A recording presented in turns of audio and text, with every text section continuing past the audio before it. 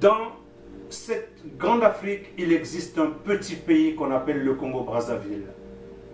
Il est peuplé à peu près de 4 millions d'habitants, avec toutes les richesses innommables que vous pouvez trouver partout en Afrique, vous les retrouvez au Congo-Brazzaville. Le contraste, c'est que le pays est riche de son sol et de son sous-sol, riche également de ses ressources humaines, mais le pays est très pauvre au plan culturel.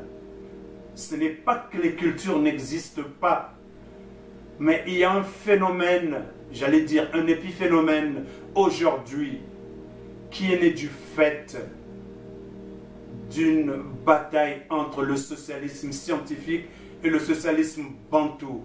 Cette bataille a opposé à la base Massamba Deba et Marie Ngouabi. Mais derrière Massamba Deba et Marie Ngouabi, il y avait tout un système, donc des ressources humaines, où une personne a émergé, Denis Sassou. Il a émergé derrière le socialisme scientifique que Ngouabi avait créé. Et le socialisme scientifique a broyé le socialisme bantou créé par Massamba Deba. Et celui qui est arrivé entre Marie Ngouabi et Massamba Deba, ce Denis Sassou, il a tué et Marie Ngouabi et Massamba Deba, et il s'est retrouvé au milieu, ni avec le socialisme scientifique, ni avec le socialisme bantou. Mais il a utilisé un stratagème qui a constaté à élever son ethnie et qu'il a développé autour d'un système qu'il a ficelé, peaufiné et qui aujourd'hui s'est mu en une dictature féroce qui distille la terreur dans son pays. Mais comment faire pour sortir le Congo-Brazzaville de ce traquenard, de ce grand piège que Denis Sassou a tendu contre ses propres populations? Ce qui arrange l'Occident, parce que Sassou apparaît comme celui qui pourrait stabiliser cette partie de l'Afrique centrale. Sassou serait donc le joker qui brouillerait les cartes pendant que Idriss Déby serait en train de déployer ses militaires bien formés pour stabiliser la sous-région de l'Afrique centrale et de l'Afrique de l'Ouest. Denis Sassou serait donc le joker qui brouillerait les cartes pour jouer les sapeurs-pompiers. Donc il crée les incendies et il fait semblant d'aller les éteindre. Que doit donc faire la jeunesse pour écarter ces systèmes vénéneux, dangereux pour leur évolution? La réponse, c'est ce que nous avons développé dans la première vidéo. La réponse consistera donc pour cette jeunesse, au lieu d'aller s'acculturer, mais elle partirait plutôt rechercher l'instruction et l'éducation. Compléter le savoir et la connaissance technologique et scientifique pour pouvoir ramener ce savoir en Afrique, exploiter la matière première et la transformer en Afrique. La libération de l'Afrique ne viendrait que de là. Or, ayant étudié les relations internationales, spécifiquement la politique de la France, celle des États-Unis et d'autres pays, je vais comparer simplement celle des États-Unis à celle de la France. La France, c'est une monarchie constitutionnelle. Ça va vous surprendre. Il y a un président de la République, mais il cumule tous les pouvoirs. Il a la capacité de décider. Et quand bien même le Parlement ne tomberait pas d'accord avec lui, il pourrait s'auto-légiférer. Donc, adopter des lois par décret pour continuer à diriger. Ce n'est pas le cas aux États-Unis, où le président de la République, bien qu'ayant un veto, trouve en face de lui une opposition intelligemment coordonnée par le Congrès. Voyez-vous, jeunesse, c'est vous qui avez tout le travail et la balle est dans votre camp. C'est à vous de vous organiser.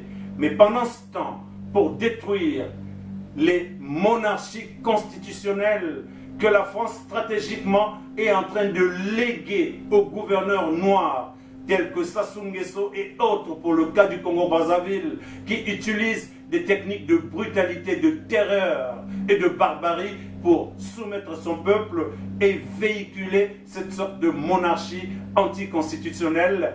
Cela ne passe pas par la négociation, ne vous y trompez pas, ça doit généralement faire l'objet d'une réflexion qu'on appelle rapport de force. Généralement, rapport de force militaire, parce que ça utilise les mercenaires, ça utilise les milices, ça utilise son clan pour s'imposer au pouvoir. Alors, il faut créer un équilibre de force. Une force militaire qui viendrait donc débouter Sassou et son système. Mais cela prend une grande préparation. Préparation qui doit partir de quel fait? Nous savons tous que toutes les personnes qui ont travaillé avec Denis Sassou se sont fait un patrimoine financier sur le dos du contribuable. Il est plus que temps aujourd'hui, sans que nous soyons obligés de venir leur tirer par le bout des oreilles cet exercice qui consiste à éveiller le cerveau de ceux-là qui, de manière cognitivo-comportementale, se sont endormis. Il s'agit de croiser les deux mains, tenir les bouts de vos doigts sur les bouts de vos oreilles et descendre tout le temps pour éveiller votre conscience à une nouvelle intelligence, celle qui consistera à bouter dehors ces dictateurs, ce système qui est en train de tirer le Congo vers le bas.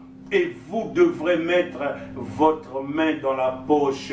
Il s'agit d'aller extraire un micronième dans les milliards que vous avez mis à côté. N'est-ce pas là une bonne manière d'aider la République? Avez-vous peur de Denis Sassou? C'est une grave erreur. Même si vous avez été sodomisé par lui. Mais il y a un moment d'honneur où on sort de cette prostration, de cette procrastination, pour apporter un élan nouveau et libérer le Congo-Brazzaville. Nous en avons vraiment besoin. Ne nous obligez pas d'adopter des postures qui vous aviliraient et qui nous aviliraient. Ce peuple qui a montré son courage depuis la nuit des temps en affrontant Sassou, parfois avec les mains nues, mérite qu'on puisse le délivrer et le libérer. Je pense que je ne me suis pas adressé à des personnes qui sont plongées dans une grande démence. La définition du fou, répéter les mêmes choses et espérer avoir des changements. C'est pour cela que nous ne venons que pour informer. Alors vous n'êtes pas des fous. N'imitez pas Sassou Nguesso. Ne répétez pas les mêmes choses. L'argent du contribuable, on peut trouver des moyens détournés pour le ramener à la République. C'est un appel de détresse. C'est un cri de cœur. J'espère que vous m'avez compris.